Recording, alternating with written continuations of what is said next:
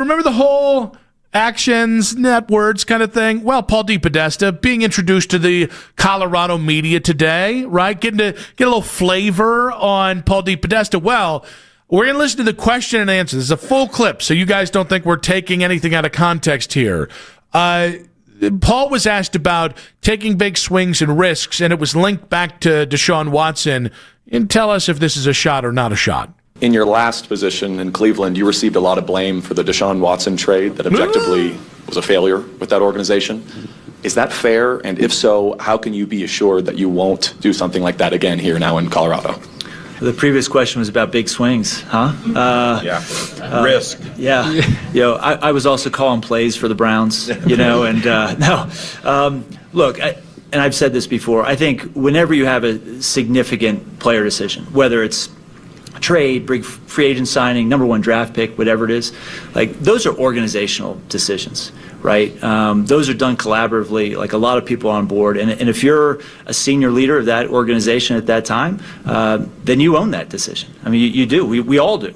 So that's the way I feel about that. And it's the way I feel about sort of almost all the decisions we made there in Cleveland. I absolutely, own them all. And look, I've said this now for probably 25 plus years. I lost my no-hitter a long time ago, like a long time ago.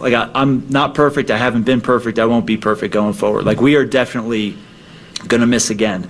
But hopefully we learn from that, and we learn from both the successes and the failures, and we get better the next time we need to make a significant decision. And I do feel like I've been able to do that through the course of my career. I feel confident that I'm a lot better today than I was 5 years ago or 10 years ago or 20 years ago. And I hope 5 years from now I'm a lot better than I am sitting here today. Yeah, we're not confident that you're better than you were 10 years ago. However, nothing's funnier than him being like, yeah, I'm going to screw up again. Yeah. Ooh, okay. All right. I wouldn't lead with that. Well, that's very similar to Stefanski the other day talking about Dylan Gabriel. Every quarterback's going to miss some passes. Yeah. Okay, good. They're going to miss 42% of them? Here's the problem with this, with Nick. The lowest data in the league? Here's the problem with this. The shot he took at Stefanski there, what that tells me is that DePodesta still believes in Deshaun Watson in an interesting way. Think about it for a second. Like that line right there, to say that in that moment, I'm not the one calling plays. Mm-hmm. He clearly thinks that Stefanski was the issue out of that relationship, doesn't he? Or he thinks that the play calling contributed to the failure. Yes, maybe not the entire issue, but here's where this is a problem for us, because I need to get it to where it's a problem for us, is that if somebody at the top of there believes that the play calling was the issue, or at least part of the issue, and you see where I'm going here. And he has somebody's ear. If this person also believes that Stefanski was part of the play calling and part of the issue, who's to say that in 2026 they'd give Deshaun Watson another try with a different head coach? Yeah, here's the problem. If you thought it was Kevin Stefanski's play calling, which in real time, did I not yell for years?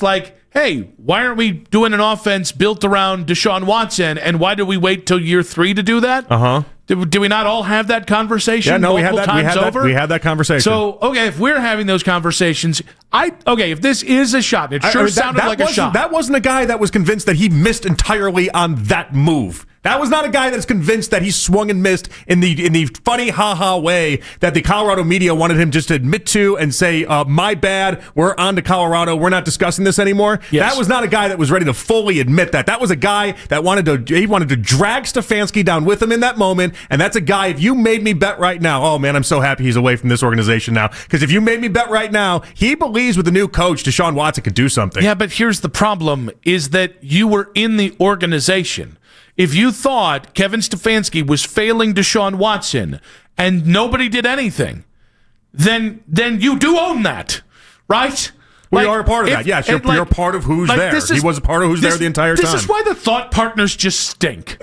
All right? This is why it's so infuriating. Already turning on each other. Is that Paul DePodesta now, when he's, 1,500 miles away, can take this shot at Kevin Stefanski when that's the guy he got hired here, and if he doesn't believe Kevin Stefanski if he does believe Stefanski's play calling was the issue, you were in a position to do something about it. And so that's the problem. Honestly, in hearing that, it does make me a little surprised that it actually pisses me off more. Well, here's the problem though. You couldn't have fired him after 2 years is when you would have traditionally done that and went down that road, right? You would think after 2 years is when you would have done that. How did no one just do this?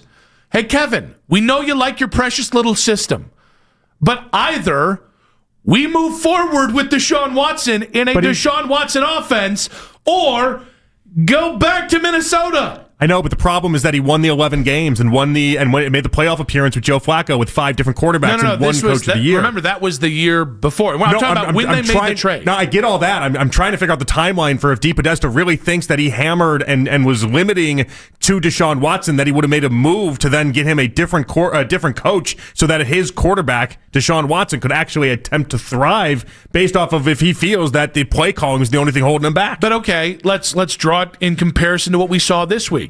The Lions had a very good offense. It wasn't good enough for Dan Campbell, who took away play calling from an offense that was top 10 in scoring. So Dan Campbell didn't wait for the offense to fail to recognize a problem. He saw it was going the wrong direction and said, we're going to fix this, and I'm going to take over play calling. Mm-hmm. That's leadership. Waiting for something to fail or seeing something's going wrong and going, oh, that's a shame.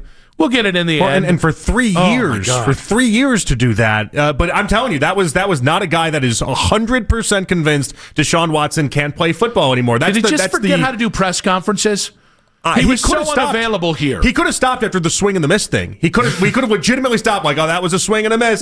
Baseball pun. Everyone in the room laughed. Everyone in that room wants to give him the benefit of the doubt. That is an introductory press conference for someone that just got the job. They want to be friends with you. They want to like you. They want to be in the same team with you. They're going to be softer than Charmin. This isn't the time that you have to go ahead and say anything you didn't want to say. I think he intentionally, either he's an idiot, not ruling that out of the equation, but he intentionally put that in there with Stefanski. But that is not a guy that is convinced that Deshaun Watson can't play football. Also, if I never not in the slightest when you make that comment. If I never hear we own that again, I will be a very happy human being. I mean, I heard that 3 times in that clip, and it's all I ever hear from Kevin. And then here's the thing: they don't own it. They say words, and then the words don't match the output or the actions. Hey, we own that. Oh, do you own that you stink? No, it's totally a shot. But it's 100% a shot. I'll be honest with you, I didn't think a lot of Paul DePodesta before the shot. I somehow think less of DePodesta out of this shot than I do of Kevin Stefanski. I mean, now I'm just worried. I'm worried how much of him, if he's the poison, how much of him got through the entire organization. Like does Haslam think the same way as DePodesta? Because that's what he loved about DePodesta for so long, is that he'd listened to his football year, whatever that is. But like that guy is not convinced Deshaun Watson can't play. That's not a guy that is convinced that he's shot the way that we are both convinced that he's shot. I mean, it takes stones to bring Stefanski here and then take a shot at Stefanski's play calling. While, by the way, and people pointed this out, I'm so glad they did, while we were in the break, where they were like, well, I guess we now know why Kevin Stefanski lost his play calling duties a year ago, and I think we know why Kevin Stefanski had to fire Alex Van Pelt. It's like, that's great. Oh, yeah, because, I mean, that was clearly not Stefanski's call to fire Alex Van Pelt. I mean, that was his guy. Good just to see. That was his guy. By the way, what was the organizational culture?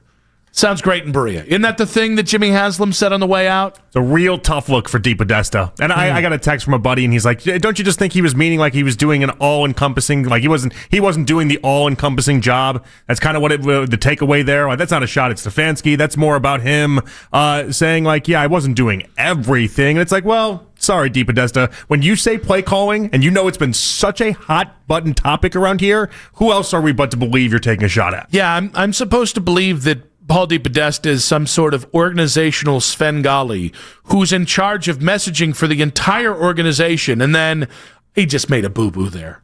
He wasn't literally talking about he said play calling. He said play calling. Yeah, I don't know any other way to look at it.